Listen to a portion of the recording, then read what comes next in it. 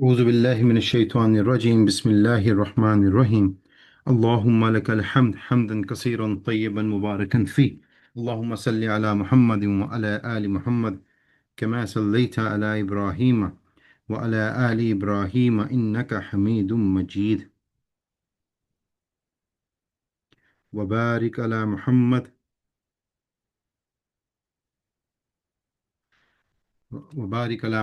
وعلى آل محمد كما باركت على إبراهيم وعلى آل إبراهيم إنك حميد مجيد الله أكبر لا إله إلا الله الله أكبر ولله الحمد الله أكبر لا إله إلا الله أكبر ولله الحمد الله أكبر لا إله إلا الله أكبر ولله الحمد لا إله إلا الله وحده لا شريك له له الملك وله الحمد وهو على كل شيء قدير اللهم ربنا آتنا في الدنيا حسنة وفي الآخرة حسنة وقنا عذاب النار اللهم ربنا ظلمنا أنفسنا وإن لم تغفر لنا وترحمنا لنكونن من الخاسرين ایک منٹ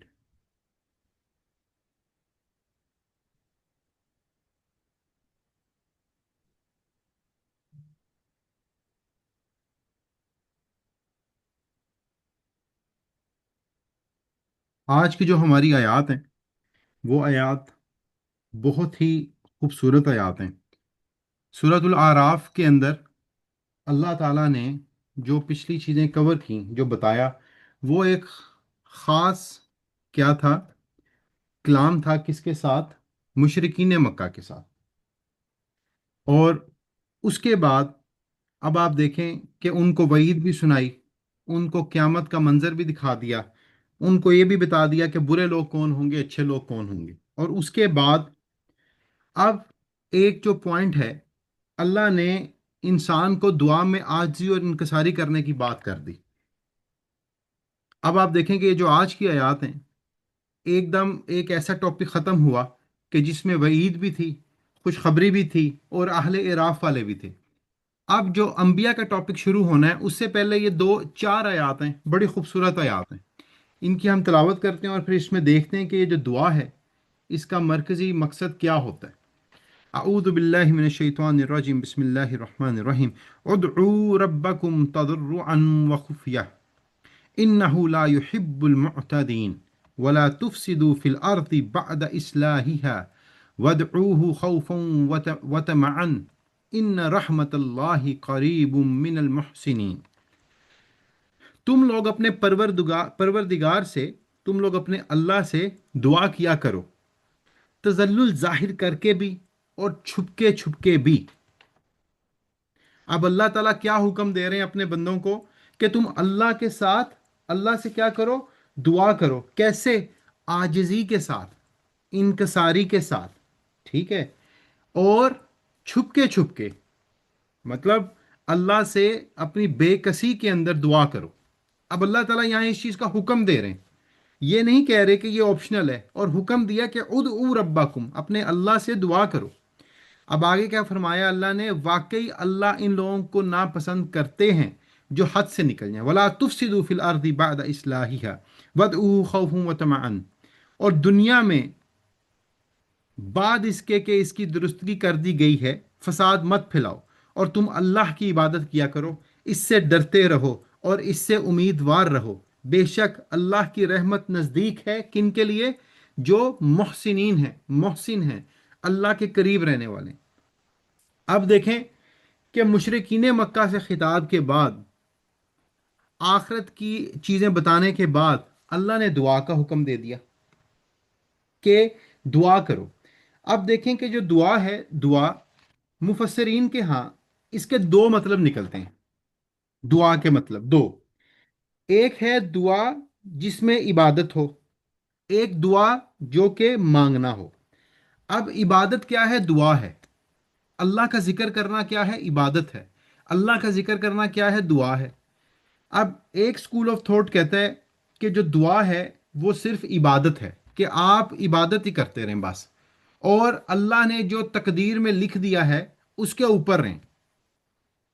مطلب اللہ سے آپ مزید ڈیمانڈنگ نہ جائیں، یہ ایک سکول، مطلب جو سکول ہے نا، مطلب سکول آف تھاٹ ہے، وہ اس چیز کے اوپر فوکس کرتا ہے۔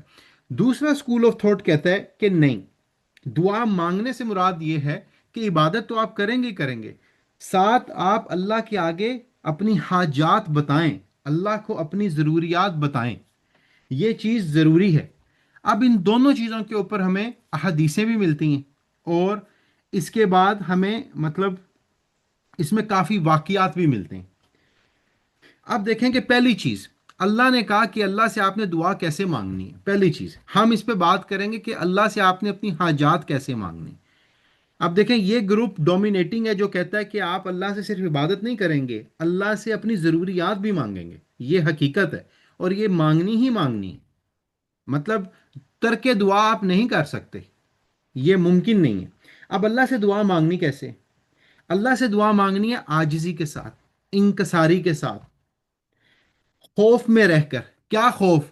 اے اللہ، ہمیں تو قبر کے عذاب میں نہ ڈال دیں، اے اللہ ہمیں تو جہنم کے عذاب میں نہ ڈال دیں، اے اللہ ہماری برخسی معاملات میں جو جو چیزیں ہیں اس میں آسانیاں فرمائیں۔ ٹھیک ہے، یہ اللہ کا خوف ہے کہ کہیں ہماری پکڑ نہ ہو جائے۔ آپ اللہ سے خوف رکھ کے دعا مانگتے ہیں بے کسی سے، کہ تو ہی دینے والا ہے، اگر تو نہیں دے گا تو پھر کوئی بھی نہیں دے گا، مطلب تو ہی والی وارث ہے۔ اللہ سے آپ نے ایسے دعا مانگنی۔ دعا مانگنے کا مقصد یہ ہے کہ آپ کا اللہ سے تعلق ظاہر ہوتا ہے۔ اگر آپ اللہ سے دعا نہیں مانگتے تو اس کا مطلب یہ ہے کہ اللہ سے آپ کا تعلق ظاہر نہیں ہوتا۔ عبادت کی اصل روح بھی کیا ہے؟ دعا ہے، اور تقدیروں کو بدل بھی کیا سکتی ہے؟ دعا رکھ سکتی ہے۔ اب آپ دیکھیں کہ اللہ تعالیٰ نے یہاں کیا فرما دیا کہ تم لوگ دعا مانگو کس طرح؟ چھپکے سے، مطلب لازمی نہیں ہے کہ تم شور ڈال کے دعا مانگو۔ اور دعا کیسے کرنی ہے؟ خلوص کے ساتھ۔ سورۃ الاعراف میں اللہ فرماتے ہیں وَاسْكُرْ رَبَّكَ فِي نَفْسِكَ تَضَرُّعًا وَخِيفَةً وَدُونَ الْجَهْرِ مِنَ الْقَوْلِ بِالْغُدُوِّ وَالْآثَالِ وَلَا تَكُن مِّنَ الْغَافِلِينَ۔ اے شخص اپنے رب کی یاد کیا کر اپنے دل میں عاجزی کے ساتھ اور خوف کے ساتھ، اور زور کی آواز کی نسبت کم آواز کے ساتھ، صبح و شام اہل غفلت والوں میں سے نہ ہو جانا۔ مطلب زور زور سے دعائیں نہ کرنے لگ جانا، ٹھیک ہے؟ ایسی دعائیں نہ کرنا جس میں تمہاری ریاکاری نظر آئے، تمہارا دکھاوا نظر آئے۔ ایسی عبادت نہ کرنا جس میں تمہارا دکھاوا نظر آئے، ایسی دعا نہ کرنا جس میں تمہارا دکھاوا نظر آئے۔ ہر چیز انکساری کے ساتھ کرنی چاہیے اور خاموشی کے ساتھ دعا کرنی چاہیے۔ ایک دفعہ صحابہ کرام فرماتے ہیں کہ ہم رسول اللہ صلی اللہ علیہ وسلم کے ساتھ سفر میں تھے، اور ہم کسی وادی میں اترتے تو کہتے لا الہ الا اللہ اور اللہ اکبر، اور جب ہم یہ کہتے تو ہماری آوازیں بلند ہوتی۔ یہ آپ اگر عمرہ اور حج کرنے جائیں، آپ وہاں بھی لوگوں کو دیکھتے ہیں کہ وہ جو پورا کا پورا ایک گروہ ہوتا ہے وہ اونچی آواز میں اس طرح کہہ رہے ہوتے ہیں، مطلب کافی اپنے دعائیں پڑھ رہے ہوتے ہیں، چیزیں پڑھ رہے ہوتے ہیں، وہ یہ کام کر رہے ہوتے ہیں۔ صحابہ فرماتے ہیں کہ جب ہم وادی میں اترے اور ہماری آواز بلند ہوئی تو رسول اللہ صلی اللہ علیہ وسلم نے فرمایا اے لوگو، اپنی جانوں پر رحم کھاؤ، کیونکہ تم کسی بہرے یا غائب خدا کو نہیں پکار رہے، وہ تو تمہارے ساتھ ہی ہے، بے شک وہ سننے والا ہے اور تم سے بہت قریب ہے، برکتوں والا ہے، اس کا نام اور اس کی عظمت بہت ہی بڑی ہے۔ تو بھائیو، بات یہاں کیا ہوئی کہ دعا آپ مانگو۔ اب آپ یہ دیکھو، یہاں صحابہ دعا نہیں مانگ رہے تھے، ذکر الہی کر رہے تھے، اللہ کا ذکر کر رہے تھے۔ تو اللہ کا ذکر کرنا بھی دعا ہے، قرآن کا پڑھنا بھی دعا ہے، نماز کا پڑھنا بھی دعا ہے، اللہ سے اپنی حاجات مانگنا بھی دعا ہے۔ تو ہم ان دونوں اسکول آف تھاٹس کو لے کے چلیں گے۔ ہم یہ نہیں کہیں گے کہ اللہ سے بالکل نہ آپ مانگیں۔ ایک شخص ہے، اس کے مالی مسائل ہیں تو وہ کہ یار میں اللہ سے مانگتا ہی نہیں، ٹھیک ہے، میں نہیں مانگتا، کیوں؟ کیونکہ تقدیر میں اللہ نے جو لکھ دی ہے، ایسا نہیں ہے۔ اگر اس طرح انسان سوچنے لگ جائے تو پھر انسان ڈاکٹر کے پاس کیوں جائے کہ اگر مجھے کینسر ہو گیا ہے بالفرض، اللہ نہ کرے، اللہ سب کو صحت دے، تو میں کیوں جا کے کیمو تھراپی کرواؤں؟ اگر اللہ نے میرے نصیب میں یہ تکلیف لکھ دی تو لکھ دی، ٹھیک ہے؟ اس طرح کی چیز اسلام کبھی بھی پروموٹ نہیں کرتا۔ جب وبائی مطلب گلوبل بیماریاں پھیلتی ہیں، جس طرح طاعون پھیلا یا ریسنٹلی کووڈ پھیلا، تو انسان کو احتیاطی تدابیر کرنے کا حکم دیا گیا ہے اور ان بیماریوں سے بچنے کا حکم دیا گیا ہے۔ ٹھیک ہے، کہ آپ اپنے آپ کی حفاظت کریں۔ تو بات کہنے کا مقصد یہ ہے کہ آپ نے دعا کا جو مقصد ہے وہ کیا ہے؟ قرآن پڑھنا بھی ہے، اللہ کا ذکر کرنا بھی ہے، اور اس کے ساتھ ساتھ اپنی حاجات مانگنا بھی ہے۔ اب اللہ نے بتا دیا کہ مانگنا کیسے ہے، عاجزی انکساری کے ساتھ، شور اور کھپ ڈال کے نہیں۔ نماز بھی کھپ ڈال کے نہیں پڑھنی، ریاکاری نہ ہو، اللہ کا ذکر بھی ریاکاری نہ ہو، ٹھیک ہے؟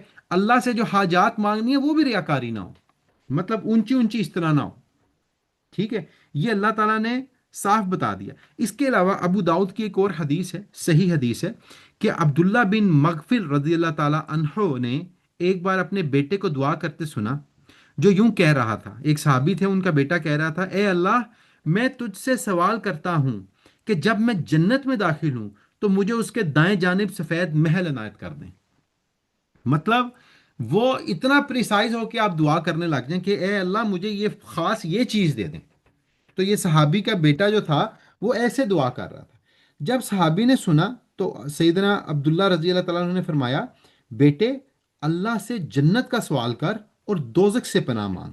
بے شک میں نے رسول اللہ سے سنا صلی اللہ علیہ وسلم سے کہ میری امت میں کچھ لوگ ایسے ہوں گے جو طہارت میں اور دعا مانگنے میں حد سے زیادہ مبالغہ کریں گے۔ اب آپ دیکھیں کہ کیا خوبصورت دین ہے کہ دعا مانگنے میں بھی میانہ روی سکھائی گئی ہے، کہ آپ نے غلو نہیں کرنا دعا میں بھی۔ ایک شخص ہے وہ کہتا ہے: اللہ مجھے لینڈ کروزر دے دے، اے اللہ مجھے لینڈ کروزر دے دے، اے اللہ مجھے لینڈ کروزر دے دے۔ وہ یہی کہی جاتا ہے، وہ اللہ سے خیر نہیں مانگتا، وہ کسی ایک چیز کے اوپر مبالغہ کرتا ہے، غلو کرتا ہے۔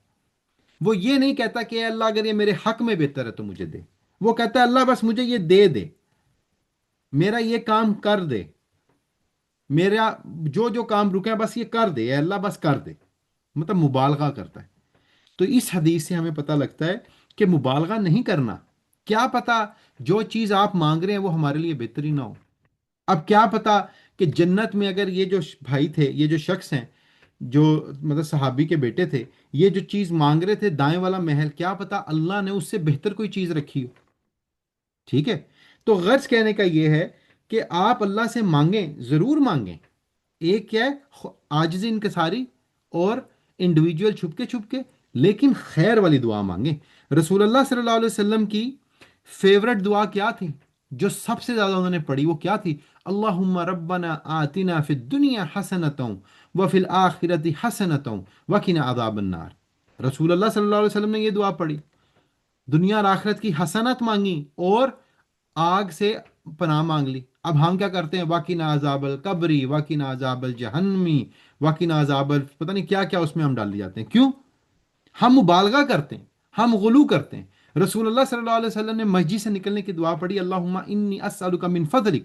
ہم کہتے ہیں نہیں، و رحمہ و ایکس و وائی و زیڈ۔ کیوں؟ ہم نے مبالغہ کیا، ہم اس چیز کو بڑھاتے جائیں گے، ہم ان دعاؤں کے اوپر متفق نہیں ہوں گے جو رسول اللہ صلی اللہ علیہ وسلم نے کی۔ اب اس کے پیچھے کیا لاجک ہے، یہ وہی لوگ بتائیں جو کہ اس طرح کا مبالغہ کرتے ہیں۔ بٹ کہنے کا مقصد یہ ہے کہ جو چیز رسول اللہ صلی اللہ علیہ وسلم نے بتا دی، ہمیں اس کو منوعاً دل سے تسلیم کرنا ہے بس۔ رسول اللہ صلی اللہ علیہ وسلم بھی تو یہ کہہ سکتے تھے نا کہ اے اللہ مجھے کیس و کسرہ دے دے، اے اللہ مجھے اتنے بیٹے دے دے۔ نہیں، آپ نے دنیا اور آخرت کی مطلب حسنائی مانگی، کہ جتنی بہترین چیزیں ہیں دنیا اور آخرت کی، اے اللہ اے اللہ مجھے صرف وہ دے دے، وہ مانگی۔ اور یہ سب سے بہترین دعا ہے، سب سے ویٹیج والی دعا ہے۔ جتنی انبیاء کی دعائیں ہیں آپ دیکھیں وہ اسی طرح کی ہیں۔ اللہم ربنا ظلمنا انفسنا وان لم تغفر لنا وترحمنا لنکونن من الخاسرین۔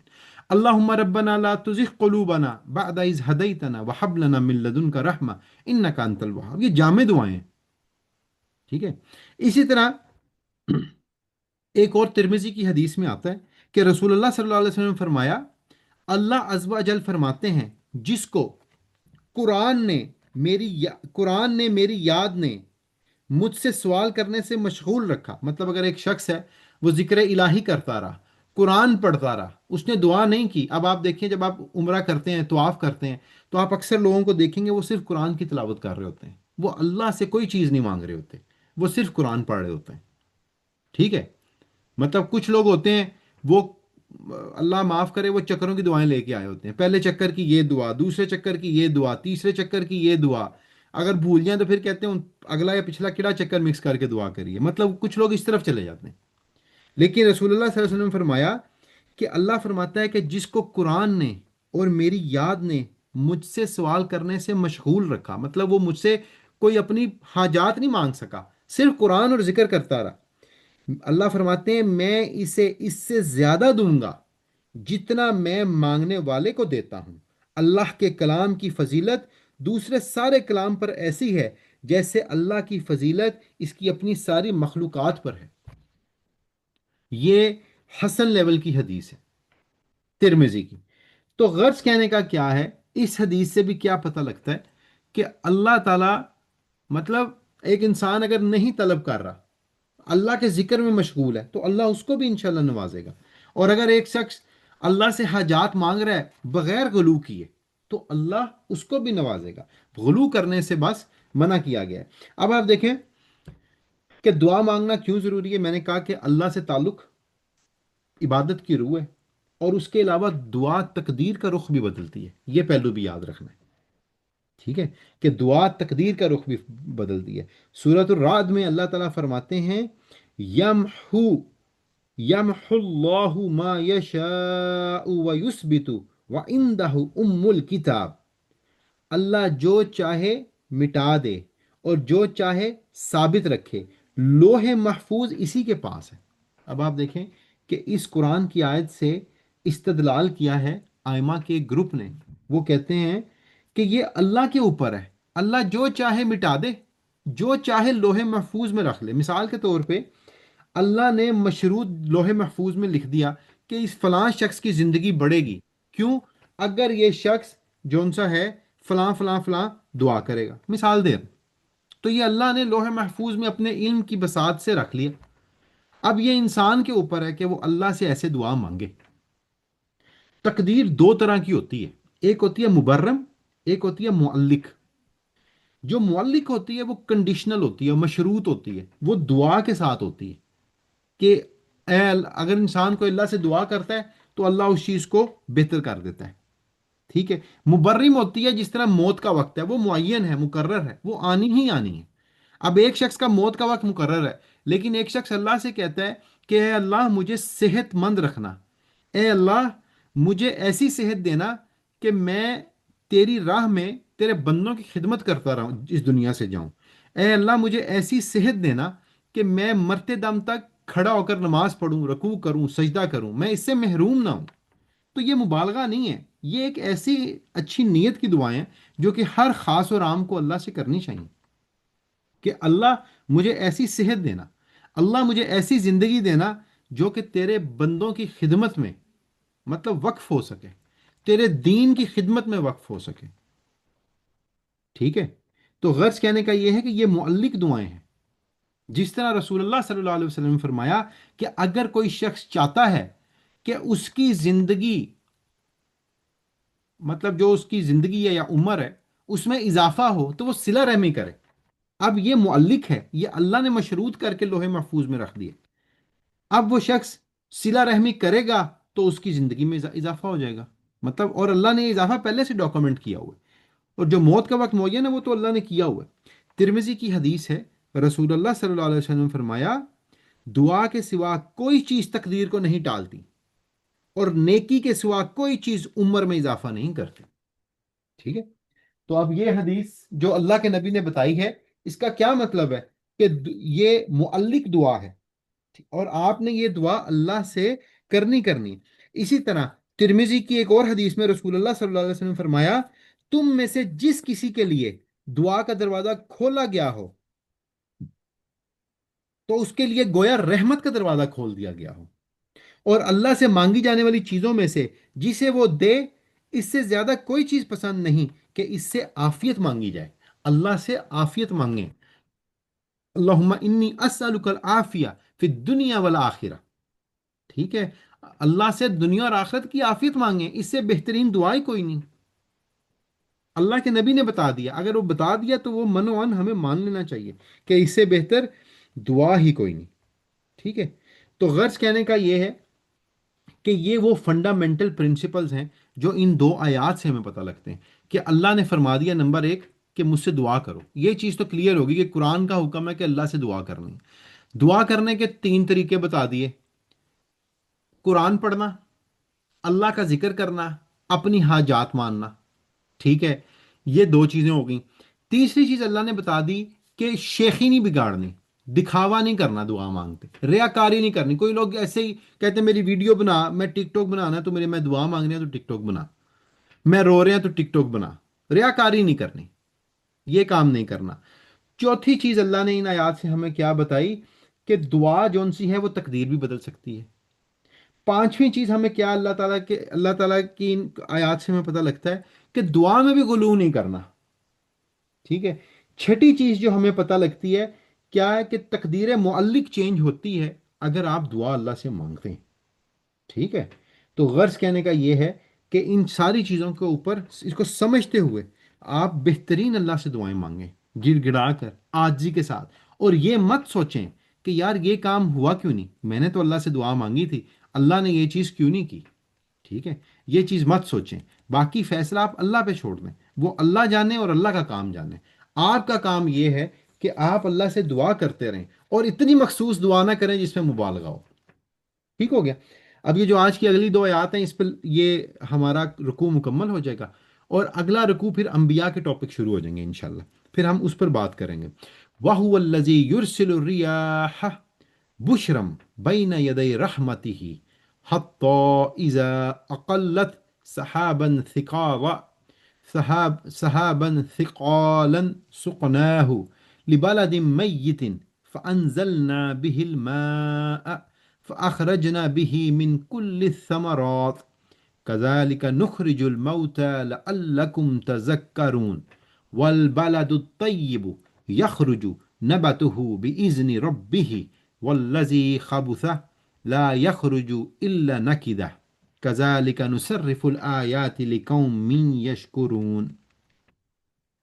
اب یہ اللہ اپنی صفات بتا رہا ہے آگے، اور وہ ایسا ہے کہ اپنے باران رحمت سے پہلے ہواؤں کو بھیجتا ہے کہ وہ خوش کر دیتی ہیں، یہاں تک کہ جب وہ ہوائیں بھاری بادلوں کو اٹھا لیتی ہیں تو ہم اس بادل کو کسی خوش سرزمین کی طرف ہانک جاتے ہیں، پھر اس بادل سے پانی برساتے ہیں، پھر اس پانی سے ہر قسم کے پھل نکلتے ہیں، یوں ہی ہم مردوں کو نکال کھڑا کریں گے تاکہ تم سمجھو۔ اب آپ دیکھیں اللہ فرما رہے ہیں، اللہ اپنی نشانیاں بتا رہے ہیں دوبارہ مزید، کیا کہ بارش کیسے ہوتی ہے۔